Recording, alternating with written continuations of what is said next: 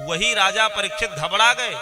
उन्होंने सारा राज्यपाठ अपने बड़े पुत्र जनमेजय को दे दिया और कहा भैया अब एक भी क्षण हम इस राज्यपाठ में नहीं फंसेंगे, क्योंकि 7 दिन का समय है और 7वें दिन तक्षक आ जाएगा और कहीं 7 दिन हमारा ऐसे बीत गया तब तो पतन हो जाएगा और अनिश्चित काल तक हम प्रेत योनि में रहेंगे, इसलिए हमको जाने दो। सब कुछ छोड़ छाड़ के चले आए गंगा के किनारे और वहां पर मिल गए सुखदेव जी महाराज।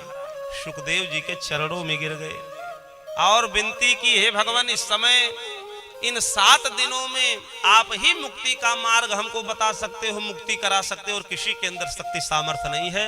उन सुखदेव जी महाराज ने विश्वास दिलाया और वही सुखदेव जी महाराज राजा परीक्षित को गंगा के तट पर भागवत की कथा सुनाते हैं। जैसे कथा श्रवण कराना शुरू किया, देवताओं के राजा इंद्र हाथ में अमृत का कलश लेकर के प्रकट हो गए। सुखदेव जी से कहते महाराज बंद करो कथा कहना अभी। सुखदेव जी ने देखा, कहा कौन हो भैया तुम और हमको कथा कहने से रोक रहे हो? तो इंद्र ने कहा हम कोई संसार के व्यक्ति नहीं है, हम अमरावती के राजा हैं इंद्र, और हम बड़ी कामना लेकर के आपके पास आए हैं। सुखदेव जी ने कहा कौन सी कामना? कहा ये अमृत का कलश हमारे हाथ में है, राजा परीक्षित को श्राप लगा है, 7वें दिन तक्षक आएगा, डसेगा, काल मृत्यु होगी, तो ऐसा करो ये अमृत आप राजा परीक्षित को पिला दो। उनको यही न डर है मरने का, अमृत पिला दोगे तो मरेंगे नहीं, श्राप भी बाधित हो जाएगा, तो अमृत इनको पिला दो। सुखदेव जी ने कहा बदले में? तो कहा बदले में ये जो कथा इनको सुना रहे हो ये कथा हमको सुना दो, बदले में यही इतना करना, ये कथा इनको न सुना करके हमको सुना दो। सुखदेव जी ने कहा इसका निर्णय तो हमारा चेला ही करेगा कि वो अमृत पी करके अमर होना चाहता है या कथा सुन करके अमर होना चाहता है। तो परीक्षित से कहा परीक्षित ये देवताओं के राजा इंद्र हैं, अमृत का कलश लेके आए हैं और कहते हैं कि ये अमृत राजा परीक्षित को पिलाओ और बदले में कथा हमको सुनाओ। बताओ कथा सुन करके अमर होना चाहते हो कि अमृत पी करके अमर होना चाहते हो? तो परीक्षित ने बड़ा सुंदर उत्तर दिया। परीक्षित भी विद्वान है, उन्होंने हाथ जोड़ करके कहा सर्वधर्मान परित्यज्य और मामेकम शरणम ब्रज। हम तो सारी आसक्ति को त्याग करके गुरुजी आपके शरण में आए हैं, चरण में आए हैं, और हमने तो जो बचा हुआ हमारे पास समय है हमने ये आपको समर्पित कर दिया। अब आपको जो अच्छा लगे वही कर डालिए। अगर आपको अमृत अच्छा लगता है कि पीना ठीक है तो अमृत पिला दो, अगर आपको लगता है कथा सुनना अच्छा है तो कथा सुना दो, जो इच्छा सो करा दो। अब सौंप दिया इस जीवन का सब भार तुम्हारे हाथों में, है जीत तुम्हारे हाथों में और हार तुम्हारे हाथों में। अब तो चाहे उबारो और चाहे डुबाओ। सुखदेव जी महाराज प्रसन्न हो गए। कहा परीक्षित मैं यही तुम्हारी परीक्षा ले रहा था कि पूर्ण रूप से तुमने शिष्यत्व स्वीकार कर लिया या अभी भी राजपाट का अहंकार तुम्हारे हृदय में विद्यमान है कि हम इतने बड़े राजा, लाखों लोग आगे पीछे चलने वाले प्रोटोकॉल में चलते थे, आज गेरुआ वस्त्र भगवा वस्त्र पहन के गंगा किनारे अकेले बैठे हैं। तो क्या ये केवल वस्त्र ही रंगे हो या हृदय भी बदल गया, परिवर्तन हो गया है और सारा अहंकार छूट गया? लेकिन तुमने सिद्ध कर दिया कि शुद्ध रूप से तुम 100% हमारे चरणों में समर्पित हो गए, तुमने शिष्यत्व स्वीकार कर लिया। इसलिए मैं निर्णय करता हूं ये अमृत तुम्हारे लिए ठीक नहीं, ये कथा ही तुम्हारे लिए सर्वोत्तम है। इसलिए राजा परीक्षित के सामने ही इंद्र को सुखदेव जी महाराज ने बहुत डांटा और डांटते हुए कहा कि सुधा कुंभम गृहीत्वैव क्वा सुधा क्वा कथा लोके क्वा कांचः क्वा मणिर्महान् ब्रह्मरातो विचार्यैव तदा देवांजहासः। अरे इंद्र, कहाँ हमारी कथा और कहाँ तुम्हारा अमृत? कहाँ कांच के समान तुम्हारा अमृत और कहाँ मणि से भी ज्यादा मूल्यवान हमारी कथा? अरे भैया, तुम्हारे अमृत से हजारों गुना श्रेष्ठ सुंदर और तुम्हारे अमृत से बढ़ करके हमारी कथा है। तुम्हारा अमृत तो हमारी कथा से न जाने कितना छोटा है। इसलिए ले जाओ अपना अमृत, हमें अमृत नहीं पीना न पिलाना है, और ये कथा हम बदले में दान नहीं कर सकते। तुम्हारा अमृत छोटा और हमारी कथा तुम्हारे अमृत से भी ज्यादा श्रेष्ठ है।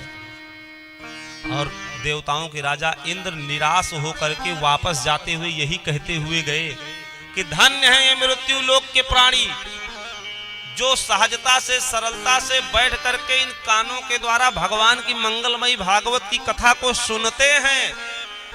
ये कथा तो देवताओं को भी दुर्लभ है बंधुओं माताओं, इंद्र स्वयं कह रहे हैं देवताओं को भी ये कथा दुर्लभ है, अमृत देने से भी ये कथा नहीं मिलती। इसलिए धन्य है मृत्यु लोक के प्राणी जो भगवान की कथा 7 दिनों तक मन क्रम वचन से सुन लेते हैं। और अमृत से भी ज्यादा श्रेष्ठ कथा को जो नहीं सुन पाते, उनसे ज्यादा बड़ा अभागी कोई संसार में नहीं है। इसलिए सौभाग्य उसी का है जो भगवान की शरण में आकर के भगवान के मंगलमय कथा को सुन लेता है, और नहीं तो बाद में पश्चाताप ही होता है कि हम तो चूक गए। अगर हम भी सुन लिए होते, हम भी श्रवण कर लिए होते, तो इस लाभ को हम भी प्राप्त कर लेते। इसलिए बंधुओं, ये कथा स्वर्ग में नहीं होती, ये कथा वैकुंठ में नहीं मिलेगी, ये कथा गौलोक में नहीं मिलेगी, साकेतपुरी में कथा नहीं मिलेगी। जब 13,000 वर्ष तक अयोध्या के मर्यादा पुरुषोत्तम भगवान श्री रामचंद्र जी निर्वाह करके राम राज्य की स्थापना करके जब जाने लगे, तो सारी अयोध्या की जनता को अपने साथ लेके जाने लगे। तो हनुमान जी बगल में खड़े थे, पंक्ति से अलग थे। तो राम जी ने कहा, हनुमान जी तुम पंक्ति से अलग हो, लग रहा है तुम जाना नहीं चाहते हो, ऐसा प्रतीत होता है। हनुमान जी ने कहा, प्रभु सही कहते हो आप, हमारी इच्छा बहुत कम है वहां जाने की जहां ले चल रहे हो। तो राम जी ने कहा क्यों? तो हनुमान जी ने कहा, प्रभु बस ऐसे ही। राम जी ने कहा, मेरे बिना तुम एक क्षण भी नहीं रह सकते और तुम्हारी इच्छा कम है। तब हनुमान जी ने कहा, प्रभु एक बात बताओ, हम तो यहाँ आपकी कथा सुनते हैं, कीर्तन करते हैं, भजन करते हैं, जहां आप लेके चल रहे हो अपने साकेतपुरी, वहां कोई कथा कहने वाला कथावाचक है? क्योंकि बिना कथा के तो हम रह नहीं पाएंगे। आपका दर्शन ना हो तो कुछ क्षण हम शांति बना के रह लेंगे, लेकिन कथा ना मिले तो एक क्षण भी मैं नहीं रह सकता। इसलिए वहां कोई कथा कहने वाला हो तब तो हमको ले चलिए, और अन्यथा यही रहने दीजिए। तो भगवान मुस्कुराए, हम मुस्कुरा करके कहते, हनुमान जी वहां सब कुछ मिलेगा, जो इच्छा मन में करोगे सब मिलेगा, लेकिन मेरी कथा कहने वाला कोई कथा वक्ता नहीं मिलेगा। ये कथा तो मृत्यु लोक में ही सुलभ है, उस साकेतपुरी में कोई कथा कहने वाला नहीं है, इसलिए कथा सुनाने वाला कोई नहीं, इसलिए वहां कथा नहीं होती। जैसे इतना कहा, हनुमान जी ने कहा, प्रभु तब तो आप जानते हो रामचरित सुनबे को रसिया, और राम लखन सीता मन बसिया। आप तो जानते हो यत्र यत्र रघुनाथ कीर्तनम तत्र तत्र कौन, श्री हनुमान जी महाराज।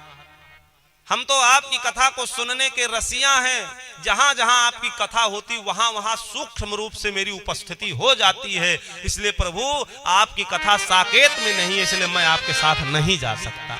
और जब तक इस संसार में एक भी वक्ता कथा कहने वाला बचेगा और एक भी श्रोता कथा सुनने वाला रहेगा, तब तक मैं इसी धराधाम पर रह करके आपकी कथा को सुनता रहूंगा।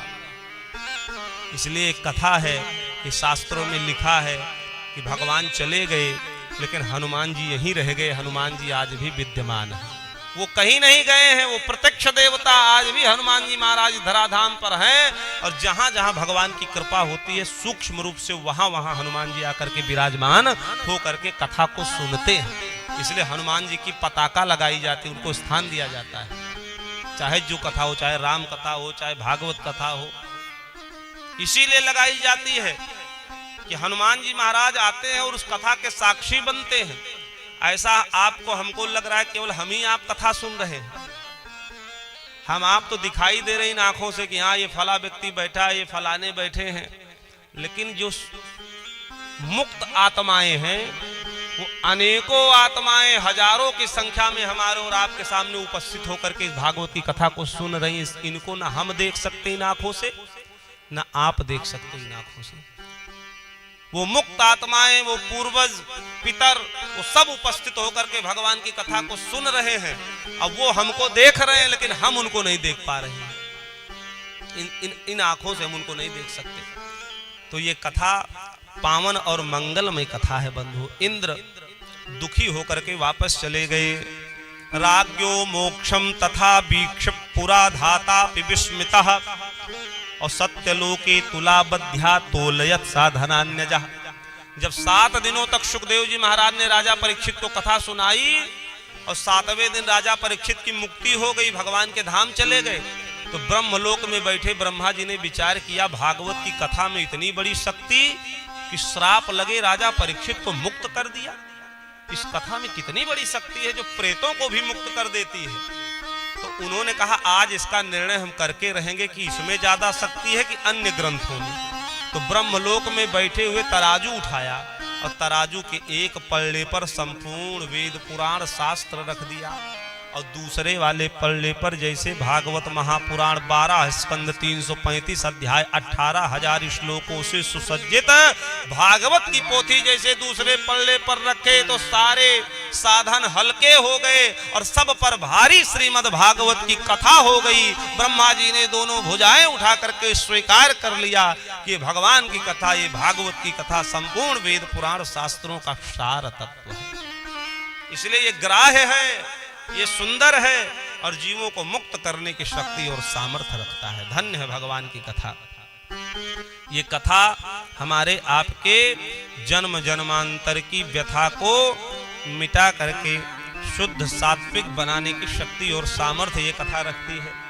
इसलिए भगवान की कथा की अद्भुत महिमा है, भगवान की अद्भुत महिमा है। इसलिए भगवान का सानिध्य करो, भागवत का सानिध्य करो, जीवन धन्य धन्य हो जाएगा। भक्त कहता